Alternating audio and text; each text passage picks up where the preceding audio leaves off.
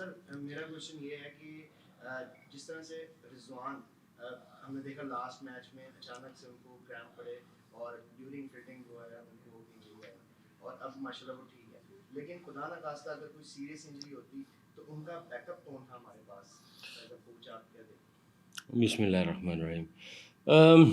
देखें माशाल्लाह is a super human. ये थोड़ी चीज़ें चलती रहती हैं, निगल्स और ये सारा कुछ चलता है।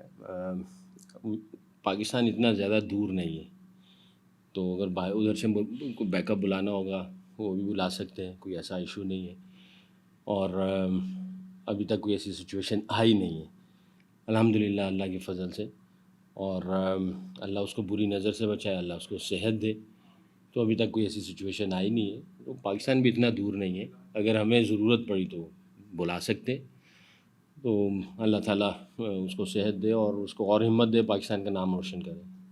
ये बताइए कि नोट किया गया इंडिया के खिलाफ मैच में जिस तरह उन्होंने मेन बॉलर्स पे हमारे अटैक किया, नसीम पे और दूसरे जो हमारा अटैक था, उसके बाद आप लोगों की जब बैटिंग आती है तो आपने भी उनके जो मेन बॉलर था मुकेश्वर उसके ऊपर अटैक किया, तो क्यों ये कोई उनको देख के आपने ये स्ट्रेटेजी नहीं थी? आपके भी दिल में यही था कि उनका जो मेन बॉलर है उसको हमने अटैक करना?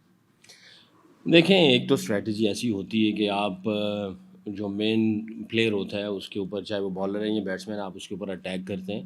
And you need lot of courage for that as well, क्योंकि जो मेन बॉलर या मेन बैट्समैन को आप तोड़ोगे तो कमर तोड़ सकते हो। तो आई थिंक इंडिया की स्ट्रैटेजी बहुत क्लियर थी और बड़े पॉजिटिव एटीट्यूड के साथ वो आए थे। बट हमारे फास्ट बॉलर्स ने बाद में बहुत अच्छा कमबैक भी किया और बहुत तगड़ी बॉलिंग की, और विकेट्स जो थी वो लेते रहे, क्योंकि अपने एग्रेशन और अटैकिंग माइंडसेट के साथ गए, क्योंकि उन्होंने अटैक किया तो हम भी अटैक ही की तरफ जाते थे। और यहाँ पे मैं एक बात ज़रूर कहना चाहूँगा कि हमारे कैप्टन ने बहुत ही आला कप्तानी की और अटैकिंग माइंडसेट रखा। वहाँ से फार एंड से नवाज़ का बड़ा अच्छा ओवर हुआ, उसने उसको चेंज किया और वहाँ से हारिस रऊफ़ को लेके आया, उसने विकेट ली। इधर एंड से मेरा ख़्याल है गालिबन शादाब थे, उनका अच्छा ओवर हुआ, उसको हटा के हार्दिक पांड्या आया हुआ था तो उसने हसनैन को लगाया और उसने उसकी भी विकेट ली। तो हमारा जो कैप्टन था उसको भी पता था कि अगर बैटिंग लाइनअप पे इनके कोई बैट्समैन अच्छे चल रहे हैं, अटैक कर रहे हैं, तो उसने भी अटैक ही रखा और अल्लाह के फजल से इन दोनों ने जो अटैकिंग माइंडसेट के साथ गए, जो रिक्वायरमेंट थी उसको पूरा किया। ज़ाहिर है जब हमारी बैटिंग आई तो हमारा भी यही सोच थी। भुवनेश्वर कुमार की बड़ी अच्छी परफॉर्मेंस थी पिछले मैच में, और ज़रूरत भी थी, और ना सिर्फ मैच की ज़रूरत थी बल्कि ओवरऑल ज़रूरत ये थी कि थोड़ा सा हैवी पंचेस किए जाते, यानी उसके ऊपर भी अटैक किया जाता है। उसने स्टार्ट अच्छा लिया बट हम लोग मौके की ताक में थे, और अल्हम्दुलिल्लाह मैं ये समझता हूँ कि मैच जीता, वो सारी चीज़ें, ये तो गेम का एक हिस्सा है। बट जिस तरीके से गालिबन 19वां ओवर था, सेकंड लास्ट ओवर था, और 19 रन्स पाकिस्तान ने अचीव किया। आई थिंक ये एक क्वेश्चन मार्क जो है वो आएगा उनकी बॉलिंग लाइनअप पे, और वो भी उनका जो main bowler, I am sure कि वो इसका कोई ना कोई सलूशन ढूंढेंगे। बट आई थिंक हमारे बैट्समैनों ने जो प्लान्स थे वो बड़े ही अच्छे तरीके से एग्जीक्यूट किए। और जो आपका सवाल है कि भैया अटैक के ऊपर अटैक, हमने भी ऐसा ही किया अल्लाह के फजल से, और अल्लाह ने हमें इज्जत दी।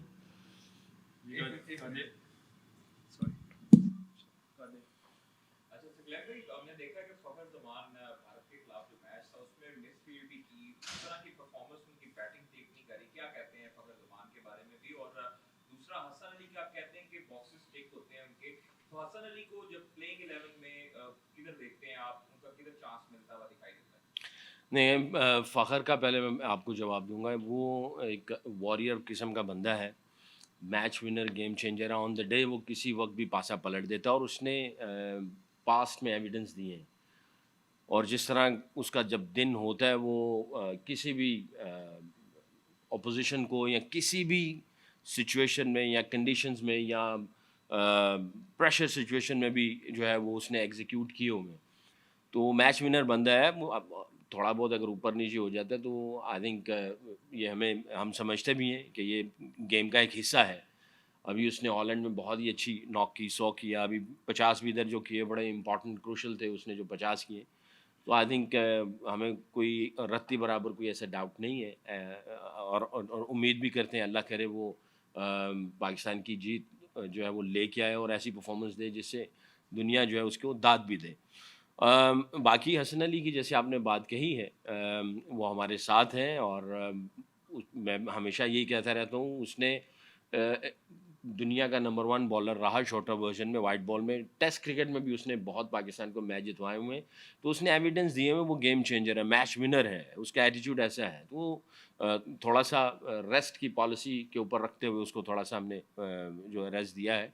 अभी हमारे साथ है, देखेंगे होशिस फॉर कोशिश कब कब कब और कहाँ उसको इस्तेमाल करना है। तो इंशाल्लाह वो बॉक्सेस टिक तो कर रहा है, उसका एटीट्यूड देख लें, ट्रेनिंग कर रहा है, हर सेशन में वो जान मारता है। इवन बाहर बैठे हुए भी वो जिस तरीके से एनर्जी अंदर लेके आता है और जिस तरह दौड़ के अंदर जाता है वापस आता है, और ड्रेसिंग रूम में वो उसी तरह ही है। तो इंशाल्लाह देखेंगे कब उसकी ज़रूरत पड़ती है और उसको कब हम इस्तेमाल करते हैं। नवीद, साद और शाकिब। रैन भाई, कल का मैच बड़ा अहम है अफगानिस्तान के साथ। अभी कुछ ही देर पहले उमर गुल जो इनके बॉलर कोच हैं, उन्होंने ये कहा है कि बाबर का ना चलना हमारे लिए फायदेमंद है। तो जिस तरह एक मोमेंटम में है अफगानिस्तान, आप क्या स्ट्रेटजी होगी हमारी? देखें, किसी भी टीम को शॉर्टर वर्जन में आप हल्का समझ नहीं सकते हैं, और अफ़गानिस्तान की टीम ऐसी है जिसने ये इस राउंड से पहले जो क्रिकेट खेली है, बड़ी आउटस्टैंडिंग क्रिकेट खेली है। शॉर्टर वर्जन में वो ख़तरनाक हो जाते हैं, इसमें कोई शक नहीं है। उमर गुल ने जो कहा है कि उसका ना चलना अफ़गानिस्तान के लिए अच्छा है, मैं ये समझता हूँ कि इसने हमारे जो पूरे बैटिंग यूनिट को एक और एक चीज़ दिखा दी कि बाबर तो था ही था, अब अल्हम्दुलिल्लाह सारे जो हैं वो मैच विनर और गेम चेंजर हैं। कोई भी किसी वक्त भी जाके मैच का पासा पलट देता है, और बाबर के ऊपर ना मुझे शक है ना किसी को शक है, उसकी क्लास दुनिया के सामने है, दुनिया सारी उसकी तारीफ़ करती है, वो मैच विनर है और कंसिस्टेंट परफॉर्मेंस देता है। एक दो इनिंग्स ऊपर नीचे हो जाएं तो उसका कोई ऐसा कोई फ़र्क पड़ता नहीं है। अल्लाह उसको बुरी नज़र से बचाए, उसने बहुत सारी अचीवमेंट्स की हैं और बहुत सारी और अचीवमेंट्स करनी है, बट उसका एक दो मैचों में ना करना, मैं ये समझता हूँ उसने हमारे बैटिंग यूनिट के अंदर एक नई यकीन की रूह जो है वो फूंक दी है। सेकंड में जिस तरह देख रहे हैं कि बाबर की परफॉर्मेंस इस एशिया कप में कोई खास नहीं लगी, कुछ बातें ये भी हो रही है कि क्या उनका जो बैटिंग ऑर्डर है वो चेंज हो सकता है, फखर ऊपर बहुत नीचे। आई डोंट नो कौन बातें कर रहा है, ये तो आप ही की वजह से एक सवाल मेरे कान में आया। मैं वैसे इतना चीज़ों को फॉलो नहीं कर रहा जो बाहर की बातें चल रही, क्योंकि मेरे पास अंदर इतना कुछ करने को और सोचने को है, तो मैं बाहर की बातों को सुन नहीं रहा हूँ। ये सवाल है, मैं इसका कोई जवाब नहीं दे सकता हूँ। शाकिब, क्या हम ये समझें कि हमारा विनिंग कॉम्बिनेशन बन गया है और यही है, कोई इंजरी या कोई प्रॉब्लम हुई तो तकरीबन फाइनल तक यही चलेगा, हमें एक यूनिट मिल गया है? देखें, एज ए हेड कोच आपको तो सब पे उतना ही एतमाद, उतना ही यकीन होता है और होना चाहिए, और आप इसी तरह ही प्रिपेयर करते हैं। 11 के बाद वाले भी जो 4 होते हैं, आप उनको भी उसी तरह ट्रीट भी करते हैं, देख भी रहे होते हैं, सोच भी होती है और उनकी प्रेपरेशन भी होती है। तो सो फार ये जो 11 है अल्हम्दुलिल्लाह बहुत अच्छा कर रहे हैं, रिज़ल्ट हमारे सामने है। तो there is no need to कभी कुछ और तरीके से सोचें या कुछ और कर लें। बट जो बाहर बैठे हैं अल्हम्दुलिल्लाह उनकी भी तैयारी इसी तरह की ही कोशिश कर रहे हैं कि उनकी तैयारी भी ऐसी हो, कल को गॉड फॉरबिड कोई ऐसी चीज़ होती है तो वो अंदर जाएँ और वो उसी प्लान को एग्जीक्यूट अच्छे तरीके से करें। लास्ट थी जी आप, इजाज़त निर्मल से। कोच, जिस तरीके से नवाज गेंदबाजी कर रहा है और जिस तरीके से उसने बल्लेबाजी की है, क्या आप सरप्राइज हैं? क्योंकि जब उसका सिलेक्शन हुआ था, इमाद को लेकर के भी बहुत बातें थी, लेकिन जिस तरीके से वो गेंदबाजी कर रहा है, और इसी पे फॉलो अप क्वेश्चन ये है कि क्या सारी स्ट्रैटेजी पाकिस्तान की पास हो रही है, लेकिन विराट कोहली को आउट करना मुश्किल हो रहा है?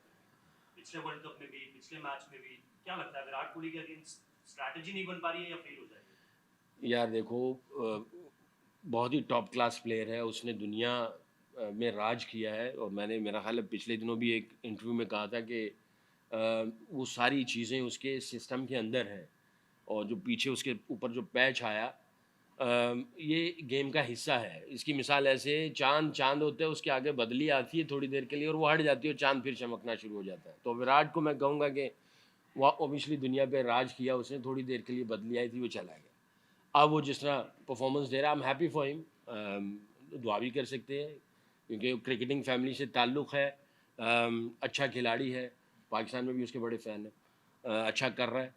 पाकिस्तान ने उसको पहली इनिंग में आउट किया था, पहले मैच में आउट किया था, और नवाज़ ने मेरा ख्याल है गालिबन आउट किया था। दूसरे में उसने जो रोल एग्जीक्यूट किया वो बड़ा फेबुलस था, बड़ा सीखने को, देखने वालों को बहुत सीखने को मिलता है। तो नवाज़ का कोई सरप्राइज़ नहीं है। नवाज़ ने जिस तरह डोमेस्टिक क्रिकेट में अकेले सिंगल हैंडेडली बॉलिंग और बैटिंग से मैचेस जितवाए, उसने बड़े एविडेंस दिए हुए हैं। उसको अपॉर्चुनिटी नहीं मिल पा रही थी। इमाद बहुत अच्छा कर रहे थे, इसको अपॉर्चुनिटी नहीं मिल पा रही थी।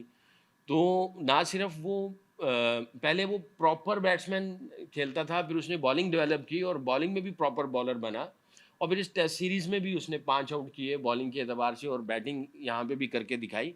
तो उसने बहुत सारे एविडेंस डोमेस्टिक में दिए हुए थे, और पाकिस्तान में भी वो उसके ग्लिम्स नज़र आ रहे थे, एविडेंस दे रहा था। अल्लाह बुरी नज़र से बचाए, बहुत अच्छा कर रहा है, सच अ वंडरफुल पर्सन। उसकी कमिटमेंट, उसका एटीट्यूड, और जो लर्न करता है, हर चीज़ सीखता है, हर रोज़ सीखता है। आई थिंक वो दुनिया में जो है एक सुपरस्टार नज़र आएगा दुनिया को इंशाल्लाह। मेरा क्वेश्चन एक्चुअली हो गया है। लास्ट ईयर टी20 वर्ल्ड कप में हम एक स्टेप दूर थे, बिल्कुल करीब थे, और हम वो अचीव नहीं कर पाए वर्ल्ड कप। लेकिन अब क्या देख रहे हैं आप, जैसे टीम का कॉन्फिडेंस है, ड्रेसिंग रूम में भी कॉन्फिडेंस है कि हम जो है एशिया कप ये हमारा है? देखें, ये एक बड़ी अजीब सी गेम है टी20 ना। आपके जो हाथ में जो कंट्रोल चीज़ें होती हैं, आप उनको कंट्रोल कर रहे होते हैं, और ज़ाहिर है ड्रेसिंग रूम का माहौल बड़ा इम्पॉर्टेंट होता है, हर प्रैक्टिस सेशन बहुत इम्पॉर्टेंट होते हैं, और हर मैच बड़ा इम्पॉर्टेंट होता है। सो फार अल्हम्दुलिल्लाह टीम सारी चीज़ों को अच्छे तरीके से कर रही है, ड्रेसिंग रूम में इंजॉय भी कर रहे हैं, बड़ा रिलैक्स एटमॉस्फेयर है, पॉजिटिव वाइब्स हैं, ऑन द फील्ड बहुत अच्छा चल रहे हैं। तो अल्हम्दुलिल्लाह उम्मीद भी है और कॉन्फिडेंट भी है कि हम जीत सकते हैं, और इंशाल्लाह अल्लाह के फजल व करम से ये पाकिस्तान जो है एशिया कप डिज़ायर भी है कि जीते हम लोग, और इंशाल्लाह पूरी कोशिश करेंगे। Last question ji, lady at the back में जी आप। अभी सचलैंड की रिजवान की इंजरी को लेके बहुत ज़्यादा इंतजार है, तो आप मतलब आप क्या कहते हैं, since we haven't received the MRI report? वैसे मेडिकल स्टाफ की तरफ से कोई इतना कोई ऐसी खबर नहीं आई है। बहरहाल वो ऐसा खिलाड़ी है कि वो बहुत ज़्यादा एफर्ट कर रहा होता है। उसने 20 ओवर कीपिंग करनी है, फिर उसने बैटिंग करनी है, और अक्सर ऐसा होता है कि 17-18 कभी 20 ओवर बैटिंग भी करता है, तो वर्कलोड उसका बहुत ज़्यादा हो जाता है। बाकी जो इसको पिछले मैच में थोड़ा सा जो हुआ है, वो थोड़ी सी ऐसी चीज़ है, बट मेडिकल स्टाफ की तरफ से ग्रीन सिग्नल है, बट ओबियसली इसका वर्कलोड बहुत ज़्यादा है, उसको हम लोग देखेंगे कैसे मैनेज करना है। Thank you. आपकी जजमेंट क्या है? तो मेरी जजमेंट क्या मतलब? यूनिवर्सली यूज्ड पाकिस्तान इंडिया को कादिर फाइनल में Qadir, thank you so much यार देखो, क्वेश्चन हो गया, थैंक यू। कोई भी आए, ट्रेनिंग पे गए। हाँ थैंक यू, बहुत शुक्रिया जी, थैंक्स अ लॉट।